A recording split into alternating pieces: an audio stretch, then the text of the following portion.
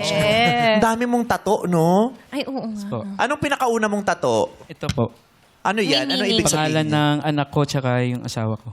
Oh. Kailan mo ipapalagay pangalan ng mga kapitbahay ninyo? May space pa? Asawa lang. Ito, ano naman to? Pinag-iisipan pa pala yung ano. Ay, puro mga musical notes. Tapos yun may mic pa. Ang galing. Yung mga artists, di ba, dyan nila ine-express yung mga ano May nila. meaning, Kung, no? kung musically inclined sila, mga musical notes, may kinalaman sa trabaho nila. Ikaw, Darren, kung magpapatato ka, ano ipapatato mo? Wala ka pang tato, di ba? Sa pagkakaalam ko. Wala naman talaga. Siguro, something that could symbolize my family. Kunwari yung mga birthday ng magulang ko tsaka kapatid ko. Ganun. Yung Mga zodiac numero sign talaga. Mga ganun. Kasama pati taon. 1, ganon. Pwede po. Yung buong petsa talaga. Pero maliit lang talaga kasi parang hindi ko rin siya gustong lakihan. Kasi si dad later on na lang siya nagpatato isang malaking musical note. Pero kasama doon yung trabaho nila which is yung logo ng pagiging registered nurse. So, pinagsama Si niya. Chang may tattoo din. Saan?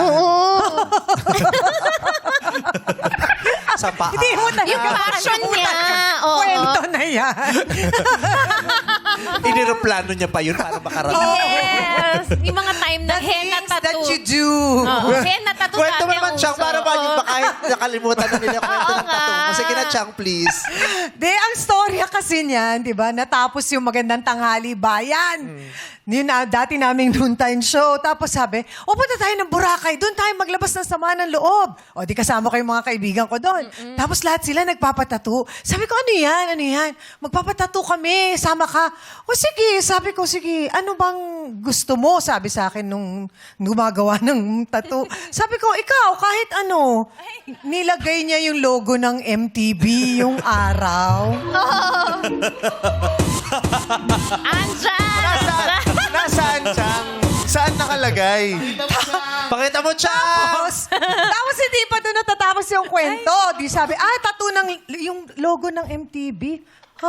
Talaga? Lasing na lasing ako. Punong-puno ako ng sama ng loob. Pagising ko ng umaga, bakit ganyan yung tattoo? Sabi ko, Pakita mo, Chang. wala na, nabura na eh. Pinabura na. Ayan, di ba yung parang araw? Na ano na siya, Tapos napikos- binura ko na yan, pinalaser ko na sa belo. Yes. Parang, Naku, magtatampo ang It's Showtime pag di mo pinatato sa Ay, kanila. sample! Sample! Ang asawa namin yung this summer. Wag! Dito! ano? Lahat ng show niya, ipapatato niya. Papalagay ko dito sa likod. For It's taon-taon. showtime. Sa dibdib niya, papalagay niya yung face-to-face dito. Nagulat talaga ako pagising ko. Sabi ko, logo pala ito ng MTV.